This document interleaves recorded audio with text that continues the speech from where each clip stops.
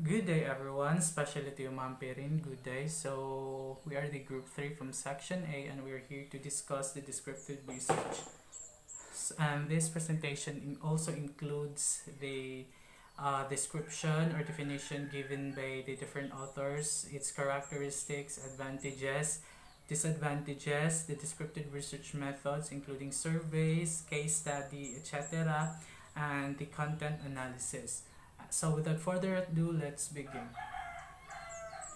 So Manuel and Medel define descriptive research thus, it involves the description or describing a certain phenomenon that are being studied, recording, analysis, and interpretation of the data or the present nature, composition, or process of phenomena. The focus is on prevailing conditions or how a person or group or things behaves or function in the present. So descriptive research helps in determining how a person or a group behaves in the present. So it also often involves some type of comparison or contrast. So according to Aquino, descriptive research is fact-finding with adequate interpretation. The descriptive method is something more and beyond just data gathering. The latter is not reflective thinking nor research. The true meaning of the data collected should be reported from the point of view of the objectives, meaning there is no bias happened in this kind of research and the basic assumption of the project underway. This follows logically after careful classification of data. So facts obtained may be accurate expression of central tendency or deviation or of correlation, but the report is not research unless discussion of those data is not carried up to the level of adequate interpretation. So, para matawag siya og research, kailangan siya kailangan siya og thorough discussion of those data and to the level of adequate interpretation. So data must be subjective to the thinking process in terms of ordered reasoning. So descriptive research is defined by Best in the following way. First, descriptive research describes and interprets what is. It is concerned with conditions of relationship that exist, practices that prevail, beliefs, processes that are going on, effects that are being felt, or trends that are developing. The process of descriptive research goes beyond mere gathering and tabulation of data, as what Aquino said. It also involves the elements or interpretation of the meaning or significance of what is described. So thus, description is often combined with comparison and contrast, involving measurement, classification, interpretation, and evaluation. So in other words, descriptive research may be defined as a purposive process of gathering, analyzing, classifying, and tabulating data about prevailing conditions, practices, beliefs, processes, trends, and cause and effects, relationship, then making adequate and accurate interpretation about such data with or without the aid of statistical methods. So, the characteristics of descriptive research. First, descriptive research ascertain prevailing conditions of fact in a group or case under study. So, the first characteristic says that it should be the facts should be prevail about the case nga imong gistudyhan. Second, it gives either a qualitative or quantitative or both description of the general characteristics of the group or case under study. So descriptive research can either be a qualitative, meaning it is more an explanatory rather than exploratory or experimental.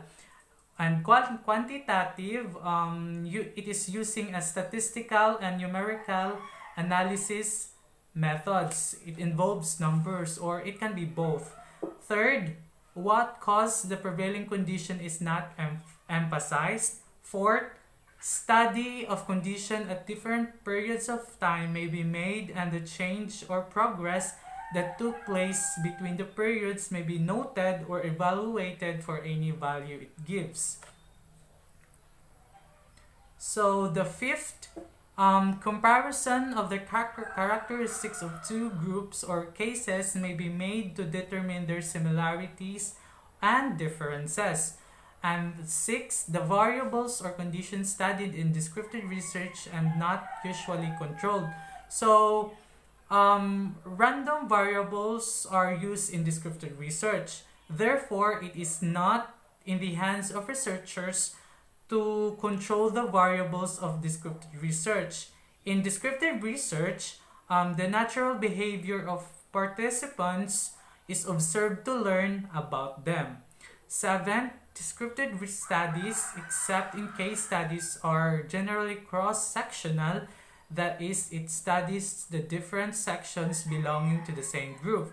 So, descriptive research is generally a cross-sectional study, meaning where different sections belonging to the same group are studied. So, all the sections are studied. The last one, or the eighth, studies on prevailing conditions may or can be repeated for purposes of verification and comparison. So meaning, the results of descriptive research can be further analyzed and used in other research methods. It can also inform the next line of research, including the research method that should be used. So, value, importance, and advantages of descriptive research. Descriptive research contributes much to the formulation of principles and generalizations in behavioral sciences. This is especially true in causal comparative and correlation studies. When several inquiries register the same findings on a certain subject, then a principle or generalization may be formed about the subject.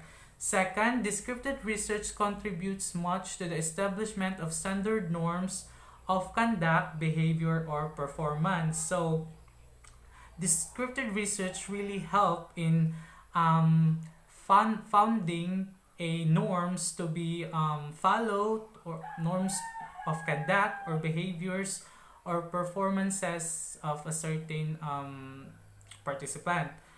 This is especially true in psychological testing, as for instance, norms in an intelligence test. Normative standards are based on what are prevalent. Third, descriptive research reveals problems or abnormal conditions so that remedial measures may be instituted. It reveals to us what we do not want, what we want, and how to acquire what we want. So, descriptive research reveals problems or unknown or abnormal conditions para pangitaan o remedial measures sa mga researcher. So, the fourth is the descriptive research makes possible the prediction of the future on the basis of findings on prevailing conditions, correlations, and on the basis of reactions of people towards certain issue. So, kani is known ni siya sa mga candidates, sa mga political candidates. For instance, the winning candidate in an election may be predicted on the basis of survey. So, survey na is done para ma-determine kung a certain candidate for a certain position is madaog ba siya or not. So, the fifth one is descriptive research gives a better and deeper understanding of a phenomenon on the basis of an in-depth study of the phenomenon. So, kani siya is present ni siya or relevance ni siya in a case study. A case study is a study of one person who has a great depth. A person who has unusual circumstances and behaviors which allow you to explore the key characteristics, meanings, and implication of the case. Sixth, Descriptive research provide a basis for decision making. So, business managers often base their decision upon business researchers. So, mga business researchers will conduct a certain research to know kung kana nga business is mupatok or not.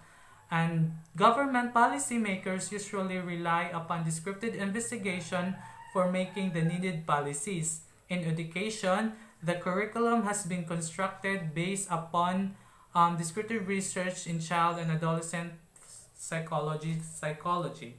And the last one, descriptive research helps fashion many of the tools with which we do research, such as instruments for the measurement of many things, instruments that are employed in all types of quantitative research.